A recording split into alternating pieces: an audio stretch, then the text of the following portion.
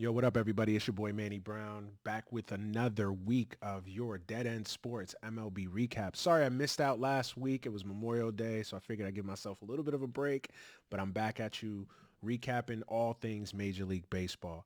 Hopefully, everybody had a happy, safe, blessed Memorial Day weekend, enjoyed some time, and yeah, just ready to get into baseball. We're at the unofficial quarter mark point of the season. In the old days, a lot of people used to really look at Memorial Day as kind of that unofficial quarter mark. Look at where teams are, look at where standings are, can kind of really start getting a gauge of who are the contenders, who are the pretenders, which team needs some help, which teams are kind of that are disappointed still have a chance to really rebound. Some teams that are not off to a good start that may be done. I still believe in Memorial Day. I look at Memorial Day and July 4th as kind of those quarter mark points of the season. Most teams have played, 50 plus, 60, in some cases 60 plus games. I think most teams have played 60 games this season. So yeah, it's a good barometer to really look at the standings and, see who's the contender, who's the pretender, which teams need some work. So we'll look at each league. We'll look at all the divisions and we'll kind of look through and see, kind of give you a brief synopsis on every team and the divisions. We'll start in the American League. Obviously, the Rays got off to that incredible start. They've leveled off since then. They still have a great home record. They've been, above 500 at home on the road. They got off to such a great start that they were due to kind of cool down for a bit. But the Rays are still in a good position. They've got a 4-game lead on the Orioles, and the Orioles, who are without Cedric Mullins, they're still maintaining themselves. They're 15 games above 500. I think the Orioles are for real. I think they're going to be there all year. And then you have the Yankees in third place. They're 6 games out. The Yankees are the Yankees. I think the Yankees at the end of the day will still be there at the end. I don't think they're going to win the division, but I think that the Yankees will still be there. I don't love the Yankees offense. To me, they're still too Judge reliant. If Judge and Stanton, and I know Stanton's been out still, but, if Judge and Stanton can't carry that team, I don't love their offense. They beat up on the bad teams. They beat up on bad pitching staffs, but when they face a good pitching team, I just don't love the Yankees offense. And then the Blue Jays, who swept my Mets, unfortunately, this weekend. Um, the Blue Jays are a hard team to figure out. They've got so much talent, but, it's just up and down with the Blue Jays. Some weeks you watch the Blue Jays and you think, wow, this team is ready to really make a run. They should be at the top of this division. And then there's something weird with the Blue Jays. I can never figure out the Blue Jays. I still think they've got way too much talent on that team. I watched them closely this weekend. I think the Blue Jays on paper are probably the most talented team in that division. They just got to get some things figured out and just be more consistent. I know they're a very young team, or some of their best players are really young, so I think that lends itself to a little bit of inconsistency. And, I don't think Schneider is the greatest manager in the world, but, I think the Blue Jays are still a pretty good team, and I think they should make the playoffs, hopefully, in that division. The AL Central is probably the dreck of the sport. Both Central divisions, really, when you think about it. The AL Central, there's got one team above 500, and that's the Twins, and they're only 2 games above 500. I can never buy the Twins. The Twins can play. The Twins can be 20 games above 500. I still won't believe in the Twins. That's just me. Honestly, every team in this division outside of the Royals are in it. The White Sox, who got off to such a terrible start, there was talks of maybe a fire sale in Chicago. And while they're still 9 games above, under 500, they're only 5.5 games out. The White Sox are not out of it. And that's a team that, if nothing else, has a lot of talent. They've got Anderson, they've got Jimenez, they've got Moncada, they've still got, Giolito. They've got pretty decent starting pitching. That's a team that's still very, very talented. I still believe in the talent on that team. They just got to get consistent and consistent starting pitching. They got to keep all their guys on the field. That's been another issue with the White Sox for the last couple of years. It's just that they haven't been able to keep all those guys on the field. So listen, I still think the White Sox have a chance in this division. I mean, the Tigers are 3.5 games out. They've played pretty good after a rough start.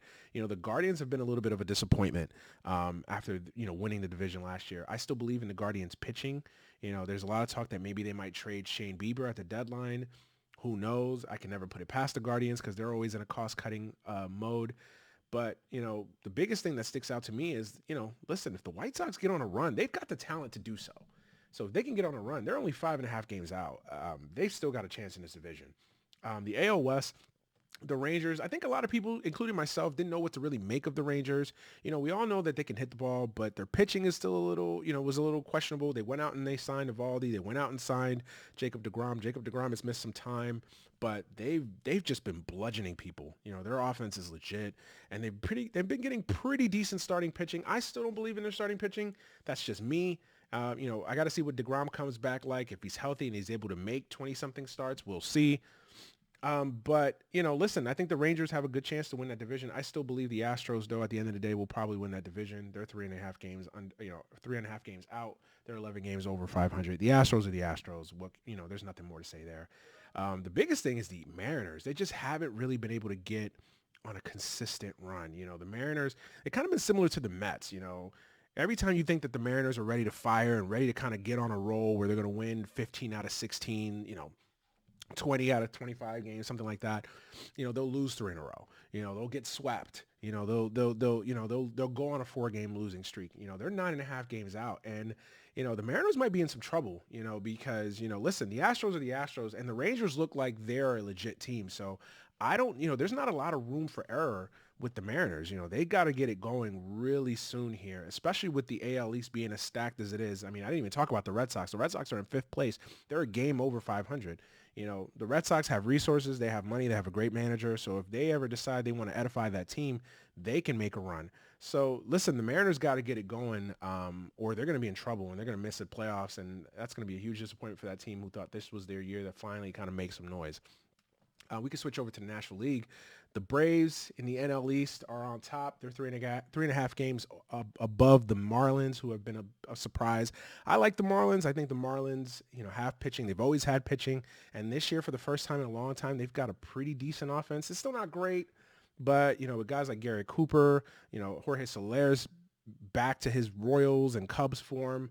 And Braves form, they've got pitching. Luis Arraez is hitting 390, which is incredible. I still don't believe in their offense, but listen, if they could just get above average, if they could just get average offense, I think that team's got a shot because their pitching is just solid. It's rock solid. And, I think they'll eventually fade just because I don't believe in their offense. But, the Marlins have maintained themselves. They've played pretty well. The Mets, what can I say about the Mets? I won't make this too Mets-centric, but the Mets have just been consistently inconsistent. This past week they swept the Phillies. They looked really good. They finally getting on a run where they were getting good pitching. And this weekend they get swept by the Blue Jays. And listen, there were all close games.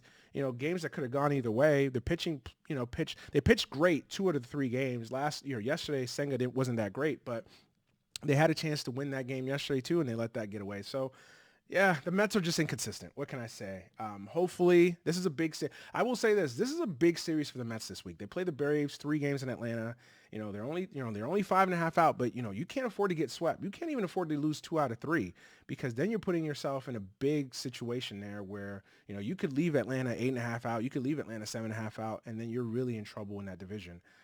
So the Mets, I think, at the very least, bare minimum, have to, win 1 game in Atlanta. I don't think they have to take, obviously you want them to win the series. I don't think they have to sweep, obviously. Sweeping would be great. But if they could get 2 out of 3, that'd be great. Even just winning 1 out of 3 and, leaving Atlanta 6.5 out, you still feel pretty good if you're the Mets about your chances in that division.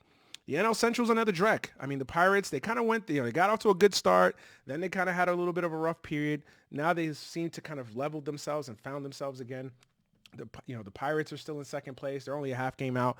The Brewers, I don't know what to make of the Brewers. There's still a lot of talk that they might trade the 2 pitchers in Woodruff and Burns because they're both, I think Burns is due for free agency. I think Woodruff or Burns, I think both of them. I think Woodruff's due next year and Burns is the year after. So the Brewers, kind of like the Guardians, kind of like a lot of these mid-market teams, they're always looking ahead to see when guys become available so they can flip those guys and recoup some prospects. So maybe they flip both. Maybe they flip one. Who knows? I still think that it'll be more of an off-season move for the Brewers than a now during the season because, listen, I think they're probably the most complete team in that division. The Cardinals are probably the most talented, but as far as just 1 through 26, I think the Brewers have the best team in that division. They've got pitching. Their offense is decent. The Cardinals are inconsistent, and the Cardinals have just not been able to fire. They're in last place. They're 10 games under 500, 7.5 out. That's the one thing about this division, though. I don't think anybody's really out of it. The Reds are only 7 games under 500. They're only 6 games back. The Cubs, are the Cubs truly out of it? No, I think if you're in this division, I think you feel like, you're in it, even if you're in last place. So, yeah, I think the Cardinals, I still wouldn't count out the Cardinals, even though they have not been able to kind of sustain themselves, because listen, who are you catching? The Brewers and the Pirates? I don't think that's, a daunting task to do. So, I think if you're the Cardinals, I think you still feel like you have an opportunity in that division. And then we move on to the NL West with the surprising Arizona Diamondbacks. Continue to prove themselves, man. They're 10 games above 500. They're tied with the Dodgers for the division lead.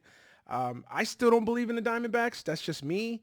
But the Diamondbacks, I gotta give them credit. They're starting to kind of convert me a little bit that they might be something, because they've just played so well. They're getting a lot of contributions.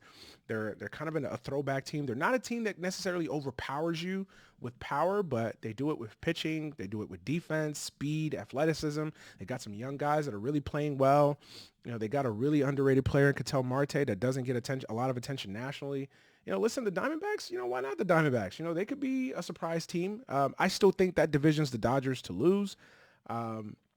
I still think the Dodgers are going to win that division when all's said and done. I think the highlight of that division is the Padres, man. I mean, the Padres are just, they're kind of similar to the Mets, kind of similar to the Mariners, where they just, these big teams, these teams that were expected to do some things this year have not been able to fire on all cylinders. It'll be interesting to see what the Padres do. I still think the Padres at the end of the day will get on a run. They've got too much talent. They've got a really good manager in Bob Melvin. I got to believe that the Padres eventually are going to play well. They've got too much talent on that team. I think the Diamondbacks will cool off eventually. The Giants, who knows with them. I think the Padres will be there at the end with the Dodgers. But, they got to get it going. That's the other thing. June is a month where you really got to start. If you're struggling or you're still kind of meandering around, you really got to start putting some things together in June because, if you have a rough June, you could put yourself out of the playoff picture. Even with the expanded playoffs, you could put yourself out of the division. So, yeah, man, that's my division recaps, Yeah, it's starting to get good, man. It's starting to get interesting. You really start seeing kind of which teams are really good, which teams are kind of still have something to prove. And some teams, my biggest focus is the teams that were expected to be good, the teams that were expected to kind of be the standard bearers in each league that have gotten off to kind of pretty disappointing starts. The Mariners in the American League, the Mets and the Padres and the Cardinals in the NL. I still think all three of those teams have a shot. I think they're still all three very talented. And, I think that eventually talent takes over and you're able to make a run. But, I think the Mets are still fine. And I'm not saying that because I'm a Met fan, but I think the Mets are still okay. But, they've got to get it going. And then the Cardinals and the Padres definitely got to get it going this month. But that's it for me. As always, man, make sure you hit subscribe on the video below. Like the video. Subscribe to All Things Dead End Sports. Obviously, a new episode of Dead End Sports coming out tomorrow. Thank you for tuning in. Drop a comment down below. We're going to keep doing this all year long, man, and even in the postseason. So let me know how I'm doing, anything you want me to cover, any teams specifically that you want me to cover. We'll be glad to. But yeah, man, I'm your boy, Manny Brown. I'm out of here. Peace.